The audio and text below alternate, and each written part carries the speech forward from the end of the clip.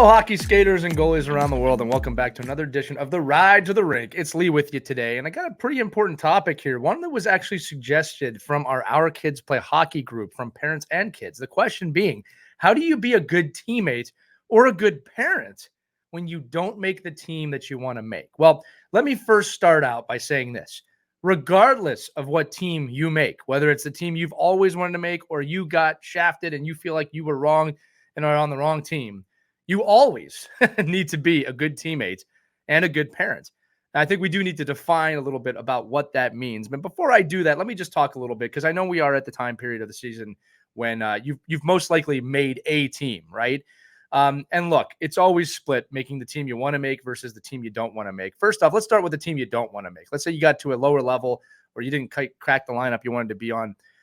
First thing I want to tell you, some of my best years in hockey by far were the years I didn't make the team that I wanted to make.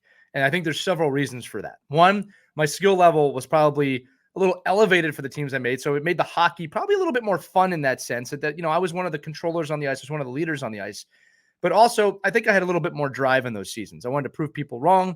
I wanted to prove myself right. I wanted to show that I had what it takes to get to the next level. Also, I had really, really great coaches at those time periods that understood that I was not exactly where I wanted to be. And they helped me accept that this is where I am. This is where I need to develop.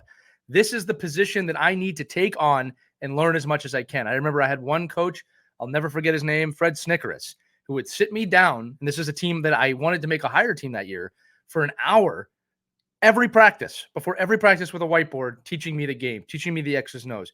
It's probably one of the reasons I became a coach, was because of those little sessions that I had with him. And it brings me to the larger point. Youth hockey is all about development.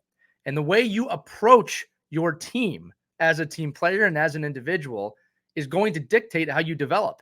If you show up to practice as a parent or a kid with a bad attitude, thinking, I shouldn't be here, I should be there, these kids are not good enough, I'm better, you're not going to develop as much as you want to develop. Adversely, let's say you made the best team you wanted to make. If you show up with, well, I'm on the best team, I did what I wanted to do, and you don't work hard, you're not going to develop. It doesn't matter what team you made, because you control the effort and the mindset that you're putting out to become the best player you can be. If you feel like you got dealt a bad hand, I'm not saying that that's not true, but I'm saying it's done. You can't control that. And now you need to take the steps mentally and physically to assure that you're doing everything you can as a player to become the best hockey player you can be. You only practice a few times a week. You only have games a few times a week. When you think about it, it's only 6-7 hours. What are you doing with the rest of the week? Are you outside training? If you're old enough, are you in the gym doing the things that you need to do to get stronger? Are you studying the game? If you love this game and you are obsessed with this game, and I'm going to say too, it's okay if you're not, you'll put the time in. There's no one team or one coach that is going to make or break you either way, whether it's a great team or not a great team in your mind. There is no situation that makes or break you. You have control over that as a kid. And the parents listening, you have some control over this as well. All of you, when you leave these situations, you have the right to feel whatever you feel. If you're angry or elated or anything in between, that's absolutely normal, right? I'm not telling you not to feel your emotions. I am telling you not to lean in and go, well, if this had happened and that had happened, and if I was on this team and I made that team, don't do that. You're at where you're at. The question should be, okay, this is the situation I'm in. What am I going to do about it? All right. When it comes to being a great teammate, you should be a great teammate no matter what team you're on. I love this quote. I think I've said it before. I'm going to say it again. Good players go on the ice, they get goals and they get assists and they look good. Great players make everyone around them better. So if you made a team that you didn't want to make and you're a little bit of a higher level on that team, make everyone around you great. Make sure you're teaching your friends. Make sure that your teammates know they can come to you and they can learn from you and they can be with you in a team environment. Adversely, you made the big, great team. Search out those players, the ones that want to help you. Ask great questions and you'll get great answers.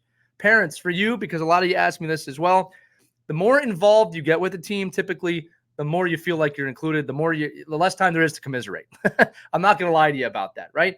Your kids probably want you involved. And if they don't, that's okay too. But when it gets to the end of the day, Your ability to walk into that program or that team together and say, hey, look, we're going to do this, and I believe in you, and you believe in me, and we're going to do this, parent and kid, or kid, and not just I believe in you.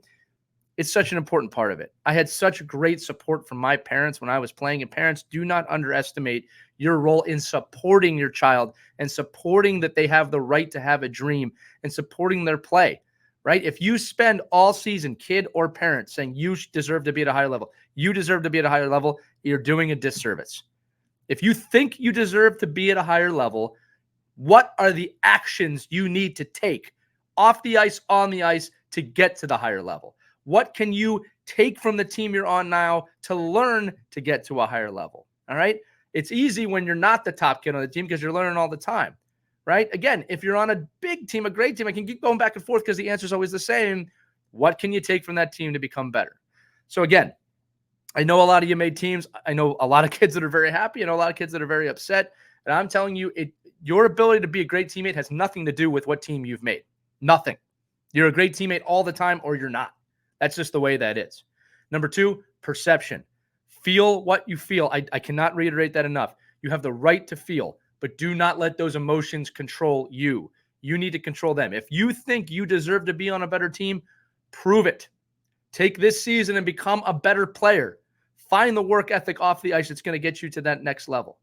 There's nothing guaranteed in hockey or in life. The only thing you should be guaranteed is the right to work to get better. And I believe most organizations provide that, right? Hockey is a very political space, but at the end of the day, you control your output, you control your effort, your mindset, and the things you put in your body, both knowledge and food. And that's my advice to you. Don't be a great teammate on the teams you want to be a great teammate. Be a great teammate, period. Don't be a great hockey player on a AA team, a AAA team, and not on a B team. Be a great player, period. It comes down to what you want to take out of the experience. And a bad attitude will never get you where you want to be on either side of the aisle.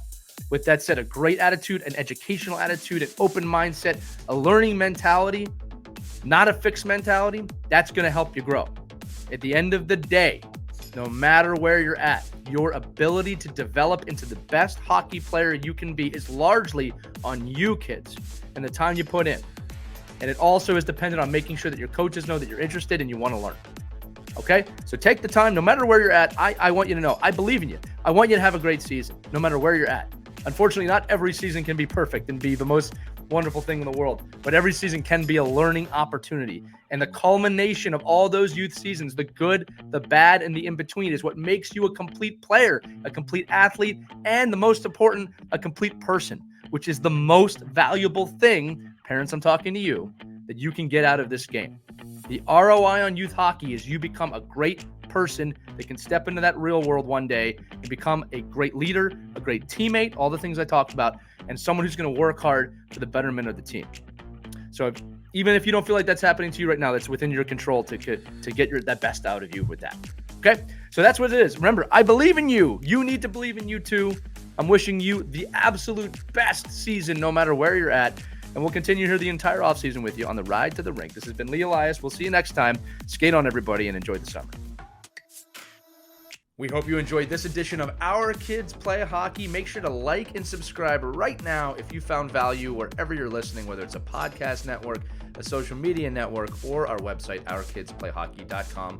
Also, make sure to check out our children's book, When Hockey Stops, at whenhockeystops.com. It's a book that helps children deal with adversity in the game and in life. We're very proud of it. But thanks so much for listening to this edition of Our Kids Play Hockey, and we'll see you on the next episode.